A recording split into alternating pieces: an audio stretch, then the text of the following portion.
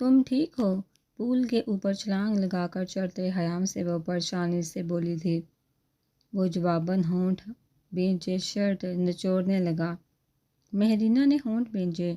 دیکھو میرا کوئی قصور نہیں، مجھے کیا پتہ تھا تمہیں تیرنا نہیں آتا، اور خبردار اگر سردار کو بتایا تو مار مار کر بینگن کا بھرتا بنا دوں گی، سمجھے مس نے کہیں کہ وہ اس کے سامنے آتی تیکھے لب و لہجے میں اسے وارن کر رہی تھی۔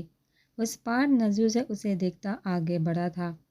یہ تم ایٹیٹیوڈ کسے دکھا رہے ہو؟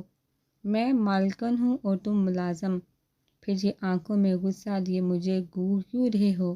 تمہیں تو میرا لاکھ کروڑ بار شکر ادا کرنا چاہیے، میں نے تمہیں پانی سے باہر نکالا ہے، ورنہ اب تک تو تمہاری روح بھی پرواز کر چکی ہوتی۔ اور تم ہو کہ آنکھیں دکھا رہے ہو کہ تمہاری موٹی آنکھیں ہیں، اور مہرینہ بے چاری کی تو چھوٹی ہیں۔ وہ دونوں ہاتھ کمر پر جمائے بہت تیکھے لہجے میں اس سے لڑائی کے موڈ میں تھی۔ شکریہ ادا کیسا دھکا بھی تو مالکہ نے دیا تھا نا؟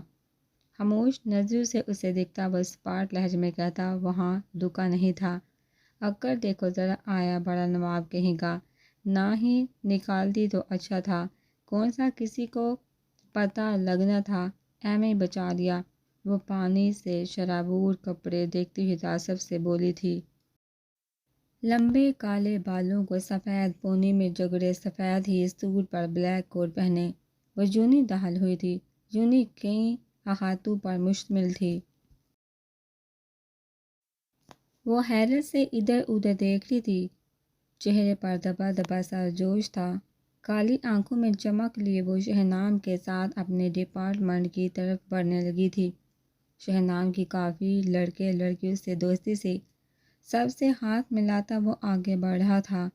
کئی نے تو اسے ہیر کے ساتھ دیکھ کر آنکھوں آنکھوں میں منحوس اشارے بھی کر دیے تھے، جنہیں وہ سرس سے اگنور کر گیا تھا۔ ہیر کو اس کی کلاس میں چھوڑ کر وہ اپنے بزنس ڈپارٹمنٹ کی طرف چلا گیا تھا۔ ہیر کا سب کلاس نے خوش آمدید کیا تھا، وہ دھیمی مسکان سجائے سب سے ہاتھ ملا کر ملی تھی، یونی میں اس کا بہت دل لگ گیا تھا۔ وہاں کوئی اسے طنز سے نہیں دیکھتا تھا، کوئی اس کی غریبی کا مذاق اڑانے والا نہیں تھا۔ اسے جہاں آئے 10 دن ہو چکے تھے، خیام سے وہ روز بات کرتی تھی، لیکن سردار سے وہ نہ بات کر سکی نہ اسے دیکھ سکی، دل میں انہیں دیکھنے کی حسرت زور پکڑ چکی تھی۔ رائنا نے اسے موبائل لا کر دیا تھا اور سم بھی ڈال کر دی تھی، وہ اس کا بہت خیال رکھتی تھی، انہیں دیکھ کر اسے اپنی نائلہ چچی یاد آ جاتی تھی۔ باقی لوگ اپنے کام سے مطلب رکھتے تھے، بس عادلہ کا رویہ اس سے کچھ اکھڑا سا تھا۔ ریاض خانم نے چونک کر بیٹی کو دیکھا، جو ان کی بات کا جواب دے کر دوبارہ موبائل کی طرف متوجہ ہو گئی تھی۔ کہاں گئی ہے تمہاری خالہ؟ اس نے چائے کا کپ رکھتے ہوئے دوبارہ سے پوچھا۔ اپنے میکے۔ وہ موبائل پر انگلی چلاتی انہیں لاپرواہی سے جواب دے گئی تھی۔ وہ ہونٹ بھینچے ساکت بیٹھے رہ گئے۔ کیا ہوا ڈیڈ؟ برا لگ رہا ہے آپ کا؟ دل نہیں لگ رہا اپنی سیکنڈ وائف کے بغیر؟ وہ انہیں خاموش بیٹھا دیکھ کر طنز سے پوچھی تھی۔ جواباً وہ اسے اسپاٹ نظروں سے دیکھتے اٹھ کر کمرے کی طرف چلے گئے۔ وہ موبائل گود میں رکھے انہیں جاتا دیکھتی رہی۔ نو ڈیڈ، آپ کے دل میں کسی دوسری عورت کے لیے فیلنگ نہیں جاگنے دوں گی، سمجھے؟ آپ وہ اب میکے میں ہی رہیں تو زیادہ بہتر ہوگا ان کے لیے۔ وہ تیکھے لب و لہجے میں سوچتے ہوئے اٹھی تھی۔ ایک اس دن سے اسے یہی ٹینشن تھی کہ وہ ہیر آخر کہاں چلی گئی ہے۔ مہرینہ نے بھی اسے کچھ نہیں بتایا تھا، کیا کہیں سردار نے اسے چھپا دیا تھا؟ وہ کمرے کی طرف جاتی سوچ رہی تھی، کچھ بھی ہو مجھے پتہ لگانا ہے وہ ہیر کہاں ہے۔ اسپاٹ نظروں سے اپنے کمرے میں سجی سردار غزان کی تصویر دیکھتی بہت سے بولی تھی۔ پورا کمرہ سردار غزان کی پک سے سجا ہوا تھا، اسے جنون کی حد تک چاہتی تھی، وہ اسے کسی اور کو آسانی سے چھیننے تو دینے والی نہیں تھی۔ مہرینہ کو گلابی سوٹ پہنا کر کندھوں سے نیچے آتے بالوں کا ڈفرینٹ سا سٹائل بنایا گیا تھا کہ اسیر اپنے والدین کے ساتھ اسے دیکھنے آنے والا تھا۔ وہ ہونٹ پھینچے ہوئے تھے، غصہ تو اتنا آ رہا تھا کہ بس لیکن کچھ کر نہیں سکتی تھی کہ آج صحیح خانم اور سردار غزان گھر پر ہی تھے۔ میں کوئی جانور ہوں جیسے جہاں دل کیا ہانک دیا، میری تو مرضی ہی نہیں پوچھی، میں کیوں کروں اس سے شادی؟ وہ غصے سے سوچ رہی تھی، خوبصورت بہت لگ رہی تھی کہ وہ عموماً گھر پر رات سے حلیے میں ہی رہتی تھی، اور کل بھی تو فنکشن کا سردار اور شانہ کی انگیجمنٹ تقریب تھی۔ سحیر کے آتے ہی گھر میں چہل قدمی کی لہر سی دوڑ گئی تھی، اس کی آؤ بھگت میں کوئی کمی نہیں چھوڑی گئی تھی۔ وہ ایک خوبصورت نوجوان تھا جو شاید اغزان سے 2-3 سال چھوٹا ہی تھا، لیکن دونوں کی دوستی میں کوئی کمی نہیں تھی۔ تھوڑی ہی دیر بعد مہرینہ کو اس کے سامنے لایا گیا تھا۔ صحیح خانم اور دوسرے مرد اٹھ کر ایک طرف چلے گئے تھے۔ اب صرف خواتین، اسیر کی والدہ اسیر اور سردار اغزان وہاں موجود تھے۔ اسیر نے نظریں اٹھا کر اسے دیکھا تھا، اسے دیکھنے پر جواباً پورے دانتوں کی نمائش کر گئی تھی۔ اسیر نے حیرت سے اسے دیکھا جو سردار کے دیکھنے پر پھر سے سر جھکا گئی تھی۔ اس کے دانت کافی بڑے تھے، تصویر میں تو وہ اندر تھے، اب اونچے دانت کہاں سے آ گئے تھے اس کے؟ اسیر حیرت زدہ تھا، نکلی کی طرف تو اس کا دھیان ہی نہیں گیا تھا۔ بیٹا پڑھائی کیسی جا رہی ہے؟ اسیر کی والدہ نے شفیق مسکان سے اسے پوچھا تھا۔ جی بہت اچھی جا رہی ہے، نہایت باریک آواز میں وہ بولی تھی، سر ہنوز جھکا ہوا تھا۔ مسز عیسیٰ نے چونک کر اسے دیکھا، انہیں وہ کچھ خاص اچھی نہیں لگی تھی، شاید پک میں فلٹر یوز کیے ہوئے تھے اس نے۔ انہوں نے بیٹے سے آنکھوں میں اشارہ کیا تھا، گھر والے انجان تھے اس کے کارنامے کے بارے میں، اگر پتہ ہوتا تو صحیح خانم اس کی چمڑی نہ ادھیڑ دیتے۔ اسیر نے انہیں ریلیکس رہنے کا اشارہ کیا تھا، آپ کی ہابیز کیا کیا ہیں؟ وہ اس کے جھکے سر کو دیکھتا ہوا بولا تھا، جی لیٹنا، سونا، کھانا پینا اور روز شاپنگ پر جانا، دوستوں سے گھنٹوں باتیں کرنا، سارا دن موبائل یوز کرنا اور لوگوں سے جیلس ہونا۔ میری کوئی زیادہ ہابیز نہیں ہے۔ وہ دونوں ماں بیٹا اس کے کافی قریب بیٹھے ہوئے تھے، جبکہ باقی سامنے والے صوفے پر تھے۔ فاصلہ زیادہ تھا اور وہ کچھ بول بھی باریک سی آواز میں رہی تھی، تو انہیں کچھ سمجھ ہی نہیں آ رہا تھا کہ ان کی بیٹی کیا بولی۔ انہیں یہی لگ رہا تھا کہ ان کی بیٹی شرما شرما کر ان کی باتوں کے جواب دے رہی ہے۔ اس کی ہابیز ان ماں بیٹا کے چھکے چھڑوا گئی تھی۔ گردن پر ہاتھ کرتی وہ مسکرا دی۔ باقی وقت وہ دونوں ماں بیٹا خاموش ہی رہے، جبکہ اسیر کی شکایتی نظر سردار اغزان پر تھی، جو کسی فائل پر سائن گھر کے پاس کھڑے ملازم کو پکڑا رہا تھا۔ وہ ان سے بات کر رہا تھا جب اس کا فون رنگ ہوا تھا۔ نمبر دیکھا ان سے ایکسکیوز کرتا وہ تھوڑا دور کھڑا ہوا تھا، اگلے بندے کی بات سنتا وہ چونکا تھا۔ آئی ول کم، اس نے کہتے ہی فون بند کر دیا تھا۔ لفٹ میں کھڑی وہ گہرے گہرے سانس لینے لگی تھی۔ 3-4 لوگ تھے جو تیسری منزل پر اتر چکے تھے، اب وہ اکیلی تھی کیونکہ اسے 5ویں منزل پر جانا تھا۔ سیڑھیاں چڑھنا مشکل تھا، تو وہ خود میں ہمت جمع کرتی آج لفٹ میں داخل ہو ہی گئی تھی۔ چہرہ پسینے کے قطروں سے چمکنے لگا تھا۔ اس نے سر سے دیوار تھامنے کی کوشش کی لیکن وہ گر چکی تھی نیچے، شاید لفٹ میں کوئی مسئلہ ہو گیا تھا اور وہ ایک جھٹکے سے رک چکی تھی۔ خیام وہ ہانپتے ہوئے چلائی تھی، سردار وہ نیچے گری، کھینچ کھینچ کر سانس لیتی اسے پکارنے لگی تھی، سردار اغزان۔ دھیمے سے اس کا نام اس کے لبوں سے نکلا تھا، اس کے بعد اس کے منہ سے کچھ نہیں نکلا تھا۔ وہ بے ہوش ہو چکی تھی لیکن ہونٹ ابھی بھی کانپ رہے تھے۔ کیا؟ شہنام سنتا ہی سیڑھیوں کی طرف بھاگا تھا۔ انتظامیہ نے لفٹ ٹھیک کرنے والے کو اسی وقت بلوا لیا تھا۔ لفٹ ٹھیک ہوتے ہی 4تھی منزل پر کھول لی گئی تھی۔ اسے سب میں آدھے گھنٹے سے زیادہ وقت لگ چکا تھا۔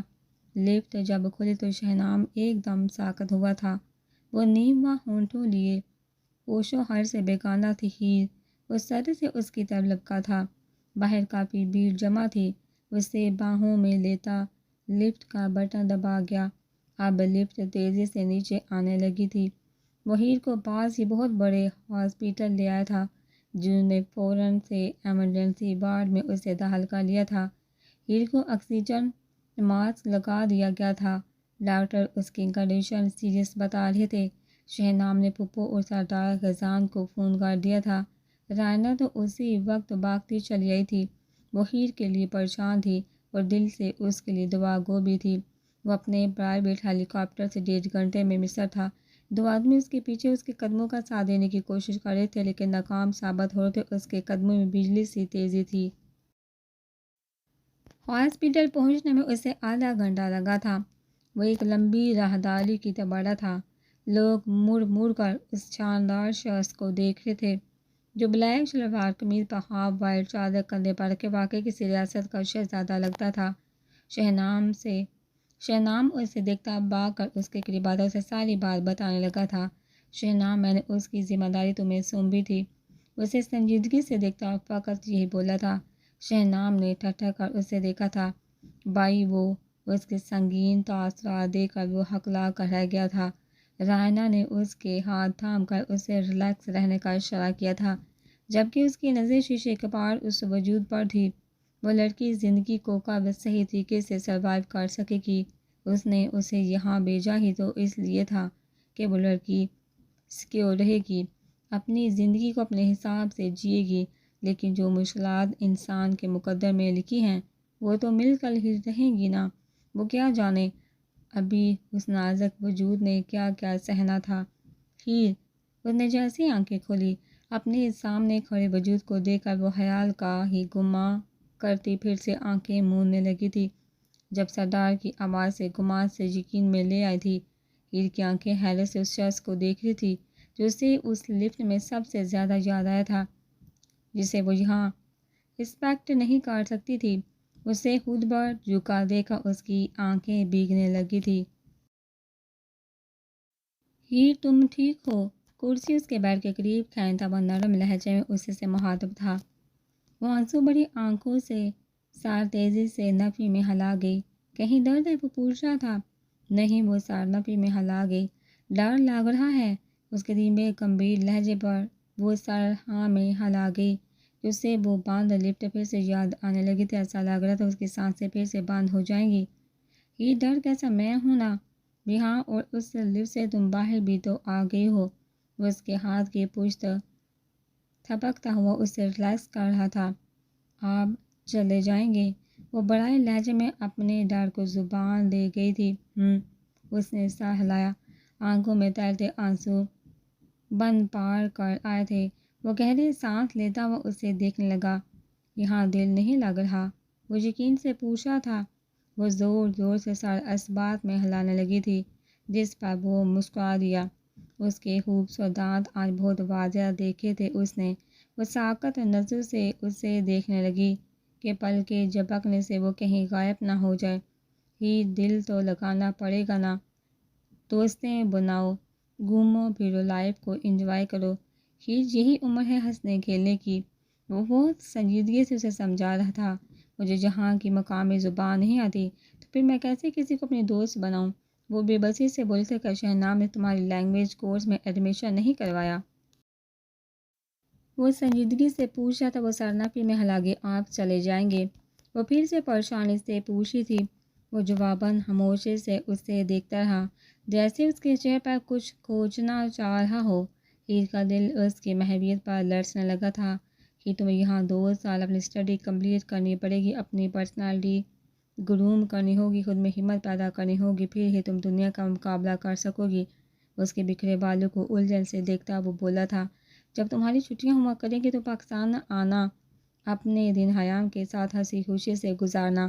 اسے سمجھاتا ہوا اٹھا تھا کہ اسے واپس جانا تھا۔ آج اس کی منگنی کی تقریب تھی، لیکن وہ لڑکی تھی کہ بچہ بنی ہوئی تھی۔ شہنام آج سے تمہارا بہت خیال رکھے گا ہیر، اور تمہیں خود بھی اپنا خیال رکھنا ہے۔ انڈرسٹینڈ؟ اب مجھے چلنا ہوگا۔ اٹس امپورٹنٹ، اوکے، اللہ حافظ۔ اس کے سر پر پیار دے کر وہ کہتا ہوا تیزی سے وہاں سے نکلا تھا، جبکہ اس کی خالی ویران آنکھیں مایوس سی خالی کمرے کو دیکھنے لگی تھی۔ کچھ دیر پہلے اسے اس کمرے میں زندگی سی دوڑتی نظر آئی تھی، لیکن اب زندگی بھی ایک کونے میں کھڑی ویران سی تھی۔ یار مام اس کا خیال رکھیے گا، آج انگیجمنٹ سیریمنی ہے، ڈیڈ نے الگ سے سیاپا ڈالا ہے، کرنی پڑے گی۔ ان کا ماتھا چومتا وہ کہتا ہوا تیز قدموں سے وہاں سے نکلا تھا، جبکہ رائنا بیٹے کو اللہ کی امان میں دیتی ہیر کے کمرے کی طرف بڑھ گئی تھی۔ بابا وہ مصر چلے گی، ذرا سوچی وہاں جا کر وہ پڑھ لکھ کر کچھ بن گئی تو ہمارے مقابلے آ جائے گی، بابا کچھ کرے ورنہ میں اپنی جان لے لوں گی۔ وہ باری فینسی سوٹ پر ہلکی سی جولی پہنے بہت خوبصورت لگ رہی تھی۔ ابھی اسے پتہ چلا تھا کہ سردار نے ہیر کو مصر بھیج دیا، یہی بات اسے جلا کر راکھ کر گئی تھی۔ آج تک وہ انہیں اپنے مصر والے گھر نہیں لے کر گیا تھا، اور وہ لڑکی اتنی اہم تھی کہ اس سے مصر بھیج دیا۔ ریاض کی تسلی پر بھی وہ انگاروں پر لوٹتی رہی، پیسہ اس کے پاس بے انتہا تھا، ایک آدمی کو وہ مصر بھیج چکی تھی۔ ہیر کے پیچھے آہٹ وہ کب تک اس کمزور لڑکی کو اپنے مقابل دیکھ سکتی تھی۔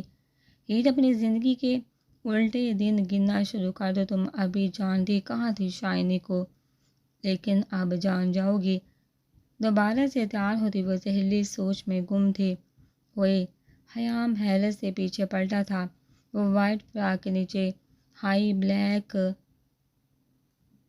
ہیل پہنے ہوئے تھے، بالوں کو کھلا چھوڑ کر آگے ڈالا ہوا تھا۔ کیسی لگ رہی ہوں؟ اس کے سامنے گھومتی وہ آئیبرو اچکا کر اسے سوالیہ نظروں سے پوچھی تھی۔ جی، وہ حیرت سے بولا تھا۔ کیا ہے؟ بٹن بٹن جتنی آنکھیں ہیں، کیا بتا دو گے تم؟ میری تسلی ہو جائے گی، اصل میں میرا ابھی کوئی بوائے فرینڈ نہیں ہے نا بتانے والا ہے، تم بتا دو۔ وہ بالوں کے گداز سے پیچھے کرتی ہوئی بولی تھی۔ استغفر اللہ۔ وہ بڑبڑاتا ہوا آگے بڑھا تھا جب مہرینہ نے سر سے اس کی کلائی ہاتھ میں بکری بتائے بغیر جانے نہیں دوں گی، سمجھا؟ ہاں، تم بھول کیوں جاتے ہو؟ میں تمہاری مالکن ہوں، میری تو عزت ہی نہیں اس گھر میں۔ وہ اسے ہاتھ سے غصے سے بولی، جبکہ خیام نے حیرت سے اپنی کلائی کو دیکھا جو وہ پکڑے اسے گھوری تھی۔ یہ کیا ہو رہا ہے؟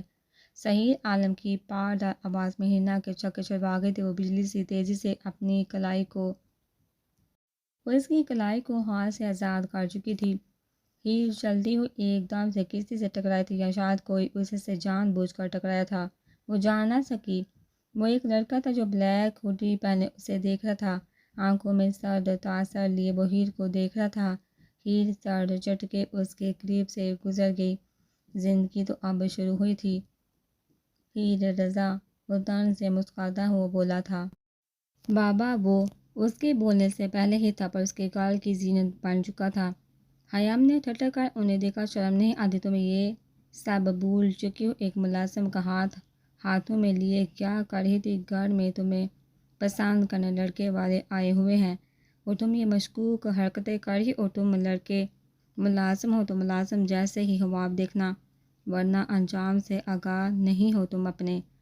آخر میں اسے اسپاٹ لہجے میں وارننگ دیتے وہ مہرینہ کی کلائی ہاتھ میں جگڑے وہاں سے نکل گئے تھے۔ مہرینہ اسپاٹ نظروں سے باپ کو دیکھتی چلنے لگی تھی، پلٹ کر اس سے بھی خاموش نظروں سے دیکھا، جبکہ خیام کی ساکت نظریں اس پر تھی۔ وہ اس کی سمجھ سے باہر تھے۔ اس محل میں بسنے والے لوگ جو اپنی بیٹیوں کے سگے نہیں تھے، وہ کسی اور کی بیٹی کی کیا حفاظت کریں گے؟ اسے ہیر کی بھی ٹینشن لگ رہی تھی۔ مہرینہ کی گال پر سرخ نشان اسے بھول نہیں رہا تھا۔ وہ اتنا بیزار ہوا کہ محل سے ہی نکل گیا۔ اسے یہ بھی پوچھنے کا یاد نہیں رہا کہ محل میں فنکشن کیسا ہے آج۔ Hi, I am Sariya and you. Heer نے حیرت سے ایک خوبصورت لڑکی کو دیکھا جو اس کی طرف ہاتھ بڑھائے ہوئے تھی۔ وہ لڑکی پاکستان سے تھی، آج ہی یہاں آئی تھی اور آج ہی اس سے دوستی کی وہاں تھی۔ ہیر علی رضا۔ ہیر نے مسکراتے ہوئے اس کا ہاتھ تھام کر اپنا تعارف کروایا۔ واؤ، بیوٹیفل نیم۔ ساریہ خوش اخلاقی سے بولی تھی۔ ہیر مسکرا دی۔ کوئی غور سے دیکھتا تو پتہ چلتا اس کے مسکرانے سے اس کی بائیں گال پر چھوٹا سا ایک گڑھا نمایاں ہوتا تھا۔ ساریہ اس کے ساتھ چلتی، ادھر ادھر کی باتیں کرتی رہی۔ اس دن ہیر کالج میں بور نہیں ہوئی تھی۔ شہنام نے اسے لنچ کروایا، بعد میں ایک بڑے سائز کی آئس کریم دلا کر اپنے دوستوں کے پاس چلا گیا۔ یہ تمہارا کیا لگتا ہے؟ ساریہ نے لاپرواہی سے پوچھا۔ ریلیٹیو ہیں، ان کے گھر ٹھہری ہوئی ہوں میں۔ آئس کریم شوق سے کھاتی وہ ساریہ سے بولی تھی۔ ساریہ کی تیز نظریں شہنام کی پشت پڑ گئی تھی۔ وہ سر ہلا گئی۔ آنٹی چائے؟ ہیر، یہ کیا بات ہوئی؟ ابھی تم یونٹ سے آئی ہو اور ابھی چائے بنانے لگ گئی؟ بیٹا آرام کرتی بن جاتی چائے بھی۔ رائنا نے ہلکے سے اس کے چہرے کو دیکھتے ہوئے ٹوکا۔ پلیز آنٹی، اس وقت کی چائے آپ کے لیے میں بنایا کروں گی، اور میں کوئی تھکتی نہیں، گاڑی سے آتی ہوں، گاڑی پر جاتی ہوں، وہاں بھی بیٹھی رہتی ہوں، تو تھکوں گی کیسے؟ اور آپ کو ایک بات بتاؤں، آج نہ میری ایک بہت پیاری لڑکی سے دوستی ہوئی ہے۔ وہ ان کے پاس بیٹھے ہوئے انہیں اشتیاق سے بتا رہی تھی۔ واو، دیٹس گریٹ۔ دوست بنانا، لیکن اس پر اتنی جلدی اعتماد مت کرنا۔ یہاں کون کس بیس میں ہے یہ کوئی پتہ نہیں چلتا، اس لیے تم بھی احتیاط کرنا۔ چائے ایک سائڈ پر رکھتی وہ اسے سمجھانے لگی تھی۔ آنٹی میں احتیاط کروں گی، ڈونٹ وری، آپ چائے تو پیئے نا، ٹھنڈی ہو جائے گی۔ وہ منہ بسورے ان سے بولی تھی۔ اوکے مائی ڈیئر، وہ کپ دوبارہ اٹھاتی ہوئی مسکراتی ہوئی بولی تھی۔